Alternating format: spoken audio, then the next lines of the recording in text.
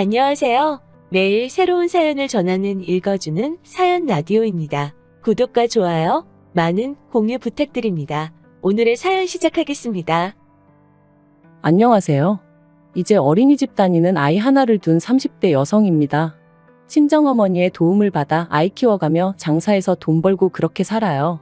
결혼 전에는 애는 엄마가 키우는 게 맞다고, 왜 친정어머니고 시어머니고 힘들게 하는지 모르겠다 생각했었는데 살아보니까 그게 그렇게 마음먹은 대로 안 되네요.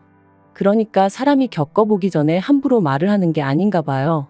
아무튼 평소라면 씻고 자기 바쁠 시간인데 오늘은 낮에 커피를 많이 마셔서 그런지 잠도 안 오고, 그래서 제 이야기를 좀 해볼까 합니다.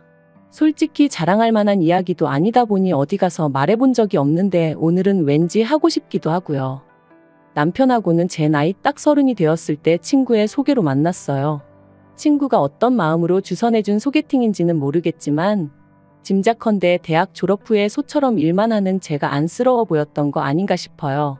아버지와 사별 후 혼자 힘으로 저를 키워주신 어머니께 하루라도 빨리 효도하고 싶은 마음밖에 없었거든요.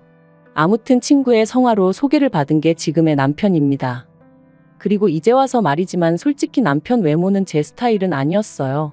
키도 저랑 비슷하고 배도 나오고 나이는 저보다 겨우 1살 많았는데 저희 친정오빠보다도 나이가 많아 보였으니까요.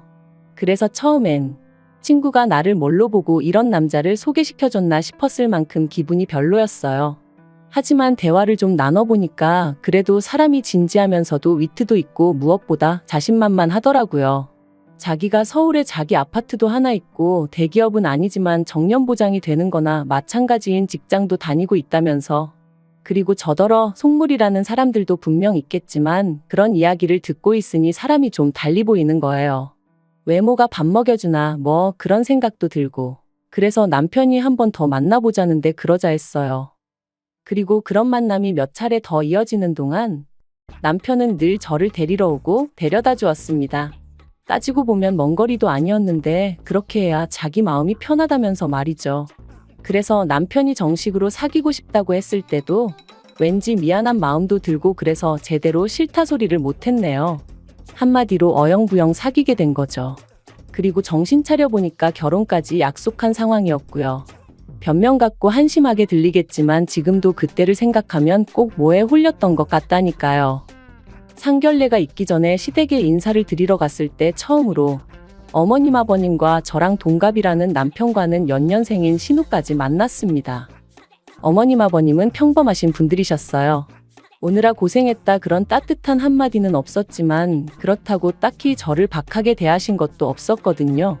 다만 친정어머니랑 단둘이 산다는 것에 대해서 경제적으로 어려움은 없는지 물어보셨는데 그다지 신경 쓰이는 질문은 아니었네요. 사실 편모 가정이라고 하면 지레 힘들게 살았을 거라 생각하는 사람들을 살면서 너무나 자주 봐왔거든요. 그리고 다행히 저희 모녀는 경제적으로 큰 고생은 하지 않았습니다. 어머니가 가게를 운영하셨는데 제법 매출이 나오기도 했었고, 거기다 돌아가신 아버지의 부모님, 그러니까 저에겐 친가 쪽 할머니 할아버지께서 도움을 많이 주셨거든요. 다만 이 도움을 받는 과정에 있어서 작은아버지와 고모가 어머니를 감정적으로 힘들게 하는 일이 많았죠. 그래서 제가 악착같이 돈을 벌어 더는 어머니께서 조부모님께 기대지 않으셔도 되게 해드리고 싶었던 거고요. 그리고 시부모님 이야기가 나왔으니 신우 이야기도 조금 해보자면, 앞서 말씀드린 대로 저와 동갑인 신우는 남편과는 아주 다른 사람이었습니다. 늘씬하고 키도 큰 데다가 눈도 왕방울만 해서는 솔직히 같은 여자가 봐도 예쁘다는 생각이 절로 드는 사람이었어요. 하지만 어째서인지 딱히 하는 일은 없다고 했고 시부모님은 인물이 되니까 괜찮다며 웃으시더라고요. 그래서 저도 그냥 같이 적당히 웃어넘기긴 했지만 솔직히 말하면 부럽기도 하고 한편으론 황당하기도 했네요. 아무튼 신우하고 따로 이야기를 해보진 않았어요. 점심 식사 내내 새침하게 앉아있다가 커피 한잔 하는 타임엔 약속이 있다며 나가버렸으니까요. 상견례 자리도 모난 구석 없이 무난하게 이뤄졌습니다. 다만 남편이 아파트가 있었던 만큼 시부모님, 특히나 어머님의 어깨가 어찌나 으쓱하시던지 자기 아들 수준에 맞춰 걸맞는 혼수를 해왔으면 좋겠단 소리를 대놓고 몇 번이나 말씀하시더라고요. 게다가 저나 친정어머니 입장에선 처음부터 빈손으로 갈 생각도 없었는데 어머님이 요새 여자들은 개념이 어떻고 해대시니 솔직히 듣기가 좀 거북했어요. 하지만 그래도 좋은 일로 만난 날이었던 만큼 친정어머니께서 걱정 말라며 어머님을 맞춰드렸고, 그렇게 어머님은 저희에게 리스트랄지 견적서랄지 그런 종이 한 장을 건네셨습니다. 그런데 집에 와서 친정어머니랑 같이 살펴보니 그 중에는 무려 3천만 원 가까이 되는 소파도 있었어요. 아무리 남편이 집을 해오는 상황이긴 했지만 20평이 채 되지 않는 아파트였는데 그 안에 3천만 원짜리 6인용 소파라니 가당치도 않다 싶었습니다. 그리고 이 밖에도 100인치짜리 TV는 정말 어이가 없었죠. 그래서 남편에게 아무리 그래도 이건 아닌 것 같다 하니 어차피 이 아파트에서 좀 지내다가 애 낳으면 이사 가야 하고 그러면 그때 써도 되니까 미리 사둔다 생각하면 되지 않냐대요. 그래서 그런 생각이면 애 낳고 이사하고 이후에 사도 늦지 않는다니까. 그러면 그때도 저희 어머니가 사주시는 게 맞냐 그러더라고요. 그때 돼서 자기가 벌어온 돈으로 사게 되면 그건 제가 해오는 게 아니지 않냐면서. 그리고 저는 이때 솔직히 좀 당황스러웠어요. 비록 1년이 채 되지 않는 짧은 연애 기간이었지만 그래도 그동안 돈 앞에서는 쿨한 척 무심한 척 하던 사람이 그런 셈을 그런 말을 할 줄은 몰랐거든요. 한편 그렇게 결혼을 했는데 결혼한 지 반년도 되지 않았던 그해 겨울 남편이 충격적인 소식을 전해왔습니다. 그건 바로 남편이 회사를 관두게 되었다는 이야기였죠. 게다가 너무 놀란 제가 그게 무슨 소리냐고 공기관이나 마찬가지라 정년이 보장된다 하지 않았냐니까. 그게 사정이 그렇게 되었다며 얼버무리기만 하고 제대로 된 답을 해주지 않더라고요. 그리고 그제서야 저는 남편이 다닌다는 회사에 대해서 알아보기 시작했고 정말 꿈에도 생각하지 못한 사실을 알게 되었습니다. 남편은 매년 계약을 갱신해야 했던 상황으로 정년 보장 같은 건 애시당초 말도 안 되는 얘기였다는 걸요. 뿐만 아니라 어떻게 이런 터무니없는 거짓말을 한 거냐고 남편에게 따졌더니 남편이 한다는 말은 더 가관이었어요.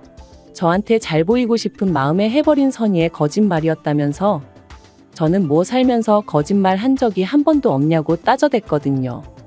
남편에게 너무나 큰 배신감을 느꼈고 실망감이 이만저만이 아니었습니다.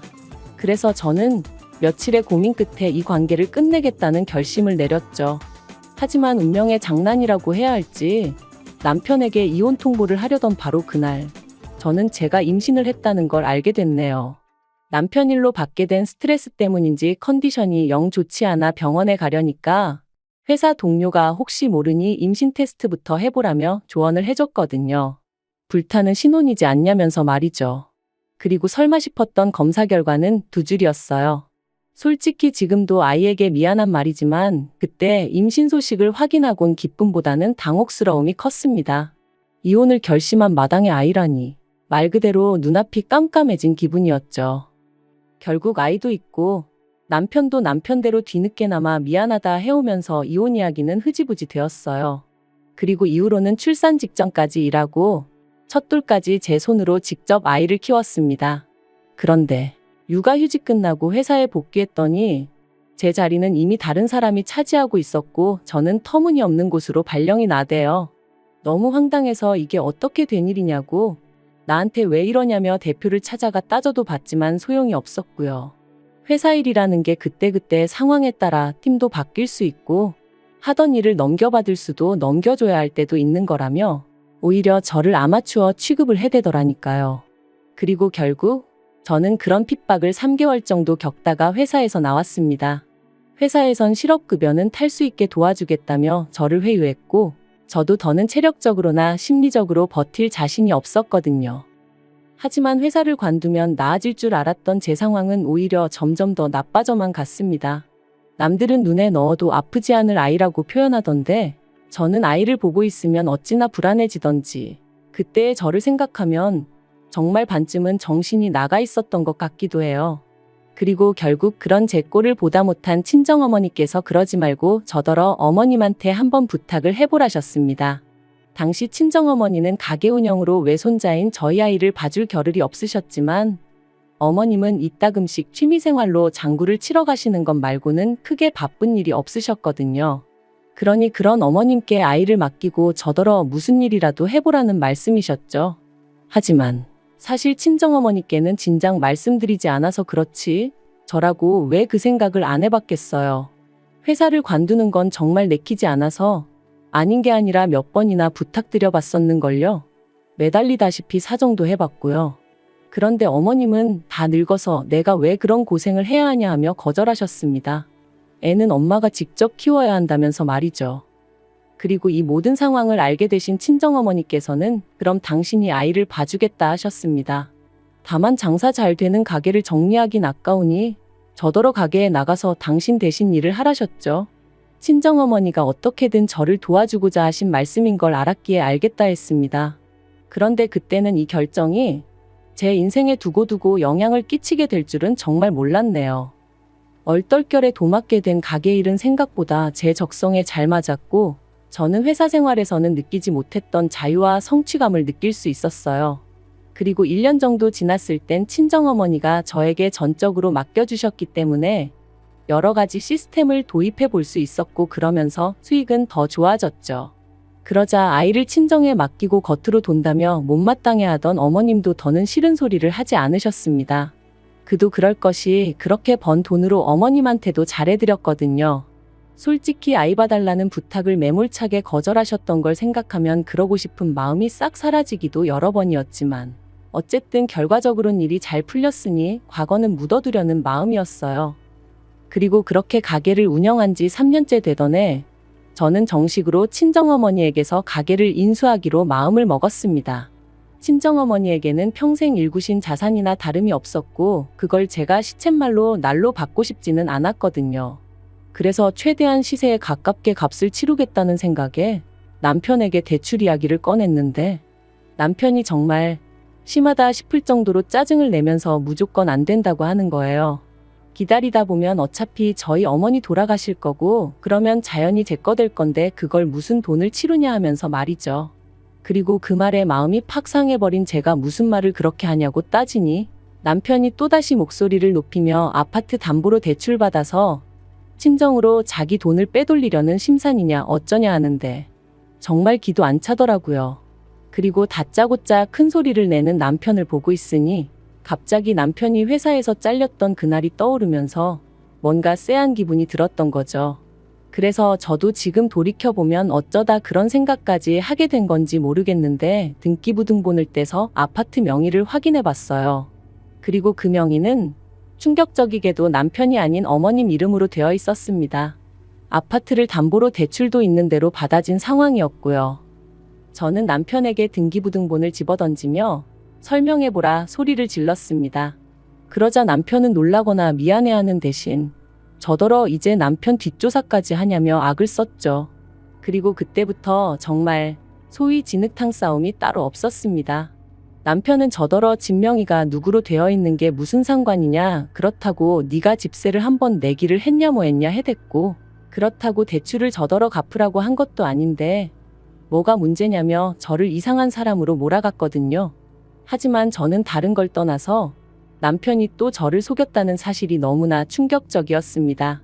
그리고 대출 같은 경우도 남편이 저더러 갚으라고 한 건 아니었지만 그렇다고 대출을 받아다 쓰신 어머님이 갚고 계신 것도 아니었으니 아파트가 제 재산이라고 생각해 본 적도 욕심낸 적도 없었지만 그래도 저는 부부는 모든 면에서 공동체다 생각하고 가게에서 벌어오는 돈 전부를 남편에게 오픈하고 있었던 만큼 배신감이 드는 건 어쩔 수가 없더라고요.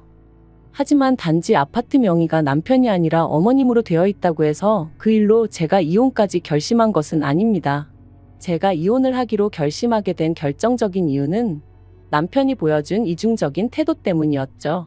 남편이 저에게 솔직하지 않다는 걸 확신하게 된 저는 이후로 남편에게 재벌이도 공유하지 않았고 제가 개인적으로 시댁에 해드리던 금전적인 지원도 전부 다 끊어버렸어요. 특히나 아파트를 담보로 한 대출의 주체가 어머님이셨고 그 대출을 남편이 계속해서 갚아드리고 있었다는 걸 알고 나니 솔직히 어이가 없더라고요. 계산해보니까 남편이 시댁에만 한 달에 200만 원 넘게 퍼주고 있던 거나 마찬가지였으니까요. 참고로 저축이라던가 그런 부분은 남편이 관리하고 있었어요. 거짓으로 판명이 났지만 그래도 결혼 당시에는 남편이 해오는 게 많아 보였으니 경제권을 제가 갖겠다고 고집할 수가 없었거든요. 그리고 매번 남편은 자기가 얼마나 돈 관리를 잘하고 있는지 으스대곤 했는데 그것 또한 다 거짓이었네요. 아무튼 상황이 그렇다 보니 제가 더는 얼마를 버는지 남편에게 가르쳐줄 이유도 없었고 시댁에도 오만정이 떨어져서 일원한 푼도 주기 싫었죠. 그런데 이걸 가지고 남편이 말 그대로 생난리를 쳤습니다. 저더러 자기 돈 보고 결혼한 거냐며 속물이니 어쩌니. 저 같은 여자들이 시부모 아프면 요양원에 갖다 버리고 남편 두고 바람피고 그런다면서요. 말 같지도 않아서 상대도 안 해줬네요. 이후로는 정말 애 때문에 산다는 게 이런 건가 싶을 정도로 서로 무시하면서 지냈고요. 그러다 작년 여름이었어요. 남편이 얘기 좀 하자며 저를 잡더니 어이없는 이야기를 꺼냈습니다. 성형수술 부작용으로 고통받는 어머님을 위해서 저더러 3천만 원만 보태라는 거였죠. 황당해서 그걸 내가 왜 하고 물었습니다.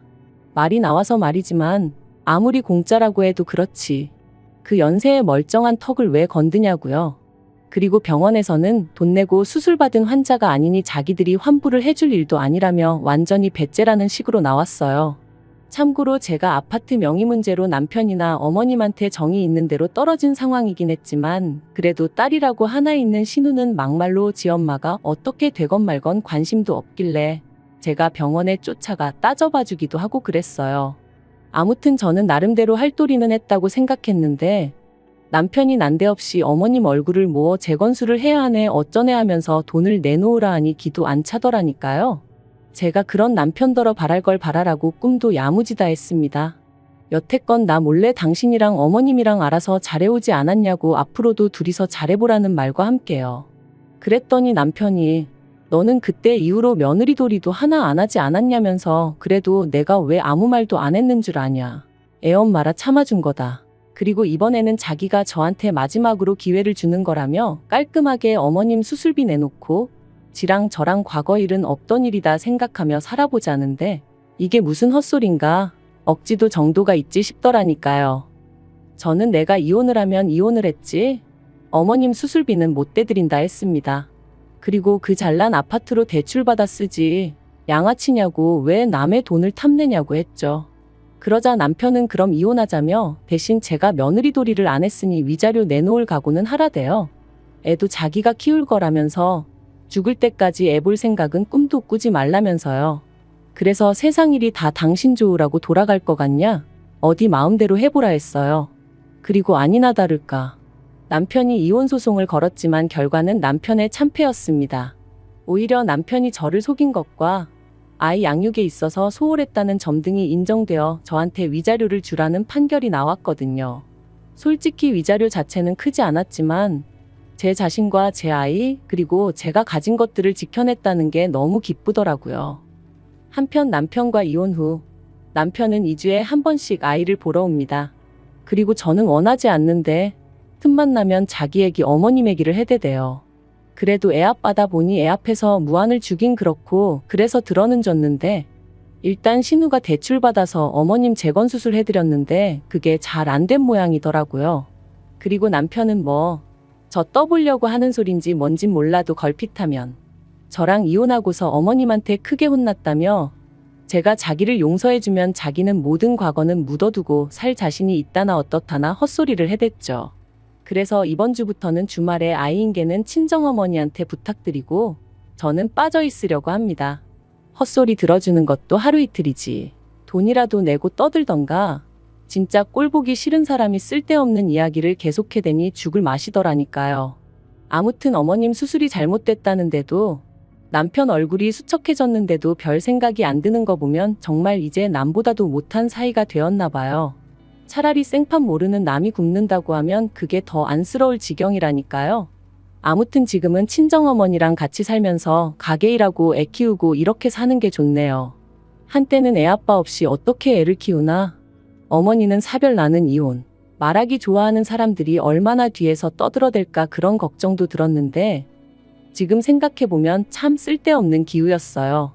남들이 보는 시선이 어떻건 간에 지금의 행복이 계속해서 이어질 수 있도록 제 자리에서 하루하루 최선을 다해 살아가려고 합니다. 긴 이야기 들어주셔서 감사합니다. 오늘의 사연은 여기까지입니다. 구독과 좋아요, 알람 설정해 주시면 앞으로 더 좋은 사연으로 찾아오겠습니다. 감사합니다. 감사합니다. 감사합니다. 안녕하세요. 매일 새로운 사연을 전하는 읽어주는 사연 라디오입니다. 구독과 좋아요, 많은 공유 부탁드립니다. 오늘의 사연 시작하겠습니다. 안녕하세요. 결혼한 지 3년 만에 이혼을 결심한 30대 여성입니다. 사람마다 외모도 성격도 전부 제 각각이라지만 그래도 저는 제 자신이 유별나다고 생각해 본 적은 없어요. 대단한 구석도 없지만 그렇다고 모난 구석도 없다고 믿고요. 그런데 어머님과 부딪힐 때마다 어머님은 제가 이상한 거랍니다. 사고방식이 글렀다나요. 저도 남편만큼 배울 만큼 배웠고 남들처럼 멀쩡히 사회생활 잘만 하고 있는데 말해요. 그래서 내리게 된 제 결론은 그냥 저는 이 집이랑 안 맞는다였지요. 그리고 절이 싫으면 중이 떠나야지 어쩌겠어요? 그래서 이혼을 결심했습니다. 남편하고는 아는 선배의 소개로 만났고 소개받았을 당시 제 나이 30, 남편 나이 32이었어요. 선배는 부담 없이 만나보라고 했지만 남편이나 저나 둘 다 적은 나이가 아니었다 보니 솔직히 부담스러웠던 것도 사실이고요. 하지만 선배하고는 여러 가지로 얽혀있는 상황이다 보니 자리 자체를 거절할 상황도 못 되었네요. 아무튼 그리고 말이 나왔으니 말이지만 소개팅을 받던 시기 저는 결혼과 비혼의 갈림길에서 고민이 많았어요. 사실 친정부모님 두 분의 사이는 좋았지만 하루아침에 친할머니께서 이제 같이 살아야겠다며 저희 집으로 들어오셨고 그래서 졸지에 친정어머니가 10년 넘게 다니시던 직장을 관두시는 걸 보고는 여러 가지로 충격이 컸었거든요. 게다가 이후로도 친정어머니께선 친할머니 때문에 때로는 고모나 작은아버지의 부탁 때문에 많은 걸 이해하시고 포기하셔야 했는데 아무래도 그런 어머니를 보고 자라서 그런지 언젠가부터는 결혼하면 여자만 손해란 생각이 강해져 가더라고요. 하지만 막상 제가 성인이 되어 사회에 나와보니 저희 어머니와는 달리 또 많은 여자들이 결혼을 하고도 계속해서 자기 커리어를 이뤄나가는 거예요. 그래서 그때 뭐랄까 사고방식이 올바른 남자를 만나면 가정도 이루고 내 커리어도 이어갈 수 있지 않을까 그런 생각도 들더라고요. 한편으론 제가 너무 부정적으로 세상을 보나 싶기도 했고요. 아무튼 그렇게 생각이 복잡하던 시기에 소개받은 게 남편이었네요. 남편은 저와 마찬가지로 직장을 다니는 평범한 회사원이었어요. 외모라던가 그런 건 모난 구석 없이 제 눈에는 나쁘지 않았고요. 그리고 무엇보다도 대화를 나눠보니 말수가 많지는 않아도 자기 의견도 확실하고 줏대도 있는 게 마음에 들대요.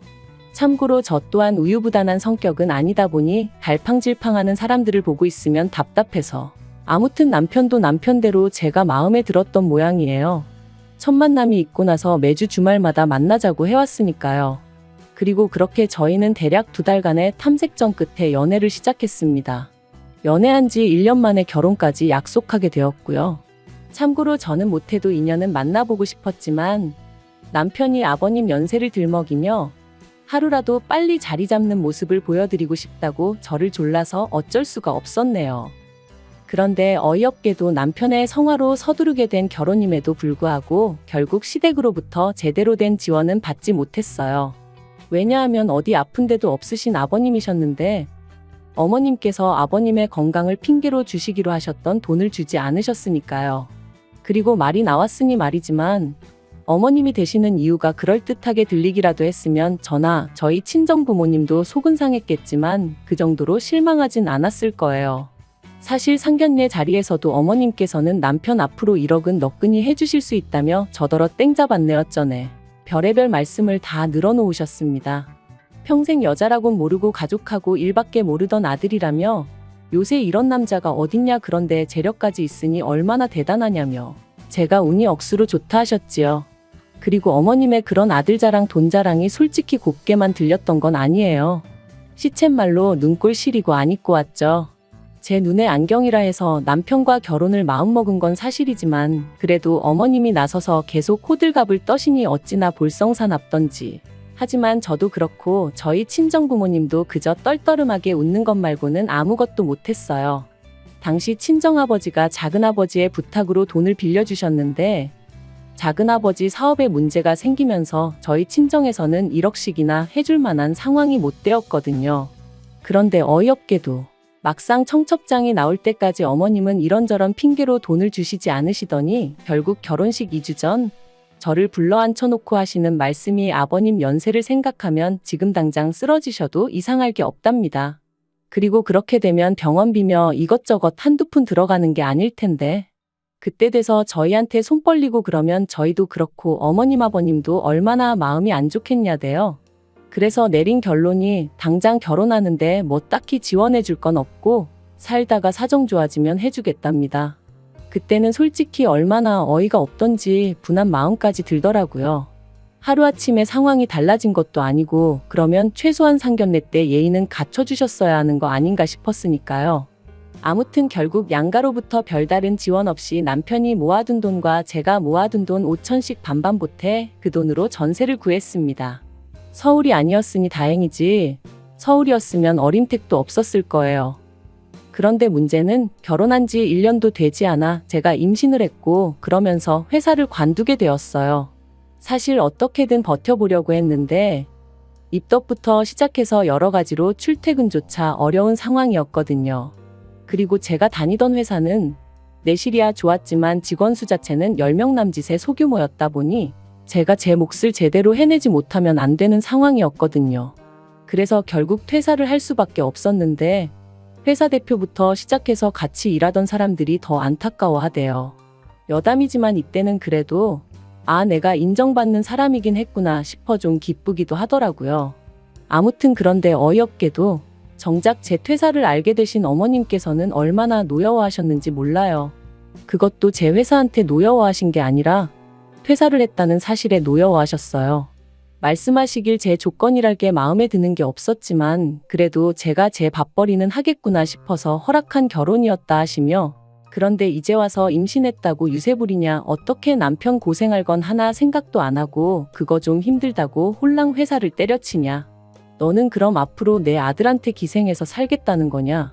이거 사기 결혼이다 하시는데 그때 어머님이 하신 말씀은 제가 죽을 때까지도 토시 하나 잊지 못할 것 같아요. 그래도 시간은 흘렀고 저는 눈에 넣어도 아프지 않을 딸아이를 낳았습니다. 솔직히 임신 사실을 확인했을 때부터 어머님은 당연히 제가 아들을 낳을 거라 믿으시는 눈치였지만 저는 아들이고 딸이고 전혀 신경 쓰지 않았어요. 그저 건강한 아이였으면 좋겠다는 거 그리고 굳이 보태자면 남편이 아닌 제 눈을 닮았으면 좋겠다는 정도였지요.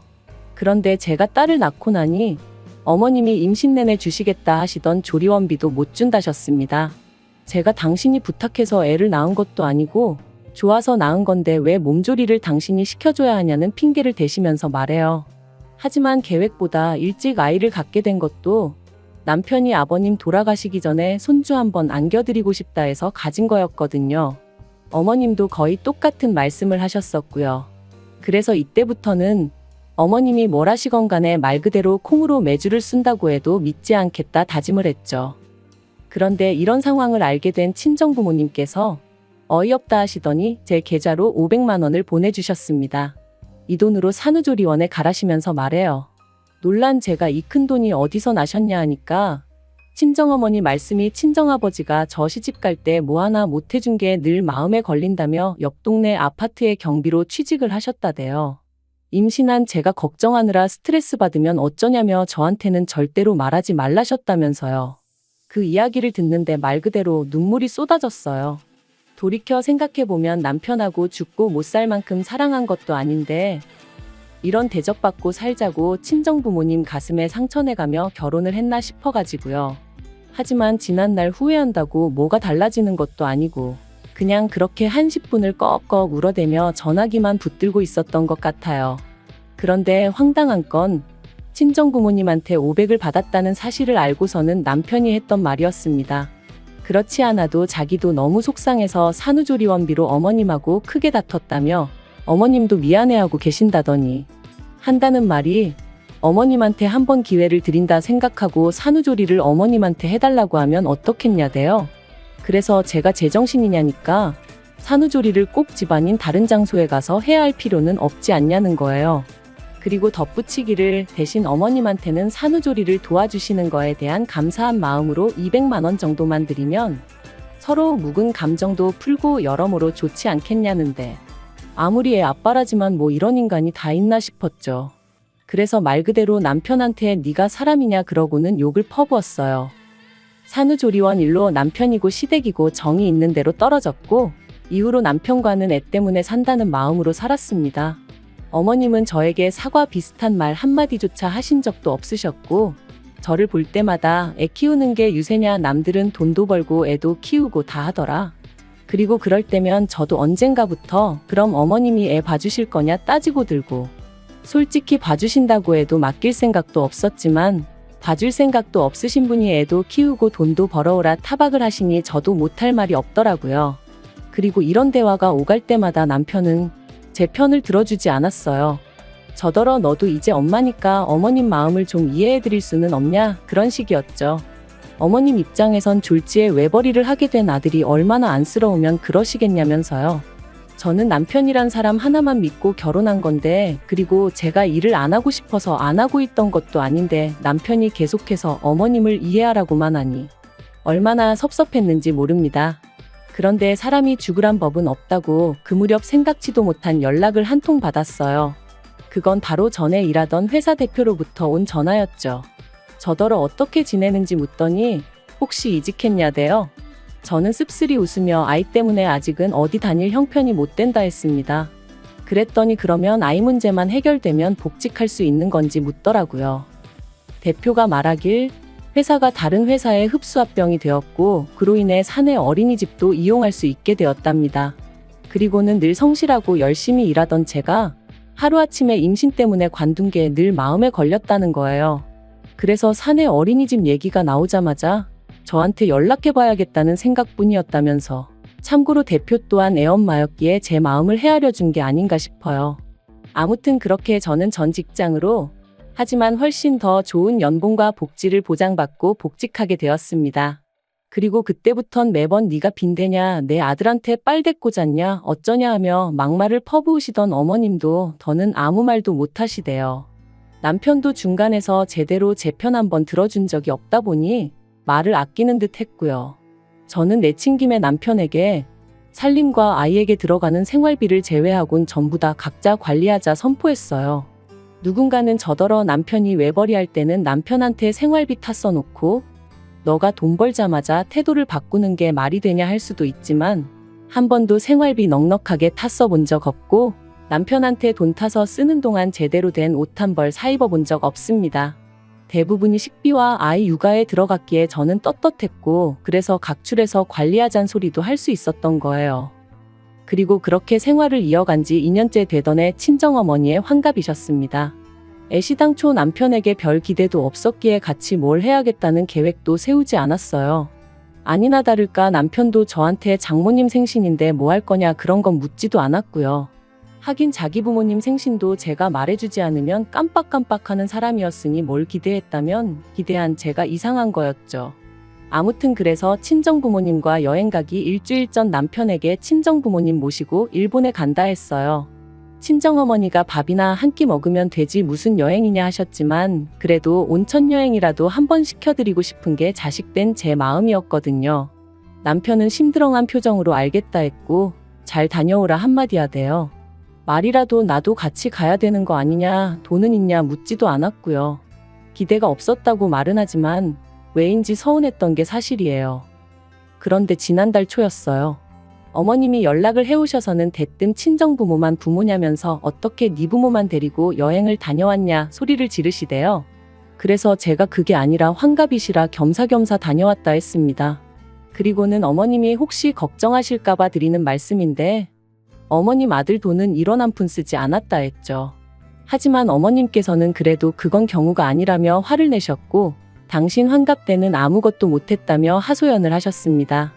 황당한 건 어머님 환갑 때는 제가 이 집 며느리가 아니었는데 말이죠. 어머님은 저희 친정어머니보다 나이가 6살이나 많으셨거든요. 그래서 제가 그러면 칠순 때 챙겨드리겠다 하니까 칠순까지 얼마나 남았는 줄 아느냐며 무조건 지금이라도 지나간 환갑을 챙겨달라셨어요. 어이도 없고 환장하겠더군요. 그렇게 전화로 1시간 10분을 시달린 끝에 알겠다 했습니다. 그런데 곰곰이 생각해보니까 제가 그걸 왜 해드려야 하나 싶더라고요.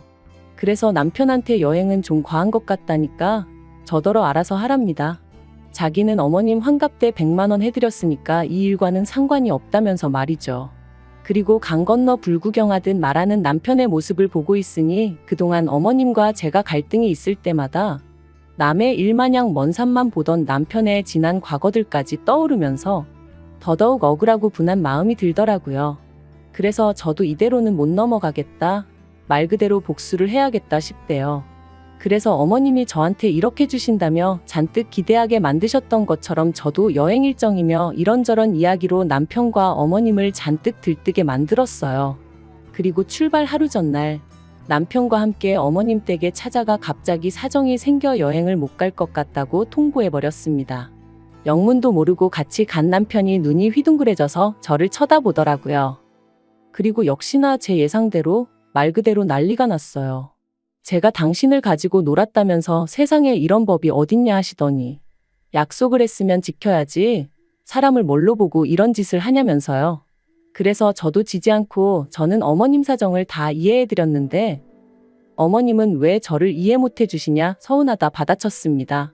어머님이 저한테 하셨던 말씀처럼 제가 무슨 빚을 진 것도 아니고 마음 같아선 해드리고 싶었지만 안 되는 걸 어떡하겠냐고요. 그랬더니 어머님도 더는 아무 말씀을 못 하시긴 하대요. 하지만 이 일로 남편 입에서 이혼 소리까지 나올 줄은 솔직히 꿈에도 생각을 못 했습니다. 남편은 그저 저더러 너무하다며 어머님이 결혼할 때 돈 안 해주신 걸로 제가 이렇게 앙심을 품고 있을 줄은 몰랐다는 거예요.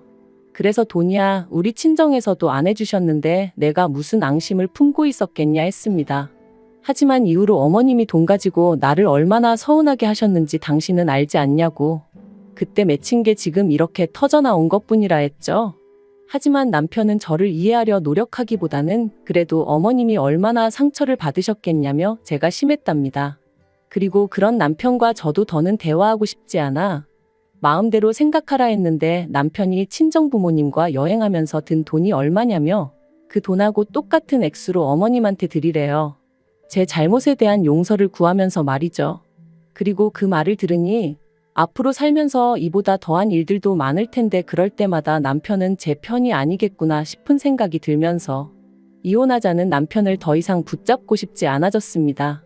솔직히 붙잡은 것도 제가 남편이 너무 좋아서 그런 것보단 애 아빠니까 그런 거였고요.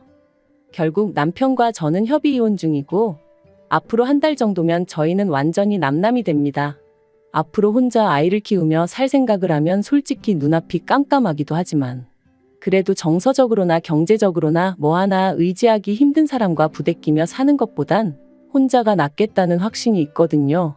그리고 엄밀히 말하면 저를 아껴주는 부모님과 직장 동료들 친구들이 있으니 저는 혼자가 아니죠. 잘 살 수 있을 거라 믿어요. 긴 이야기 들어주셔서 감사합니다. 오늘의 사연은 여기까지입니다. 구독과 좋아요, 알람 설정해주시면 앞으로 더 좋은 사연으로 찾아오겠습니다. 감사합니다. 감사합니다. 감사합니다.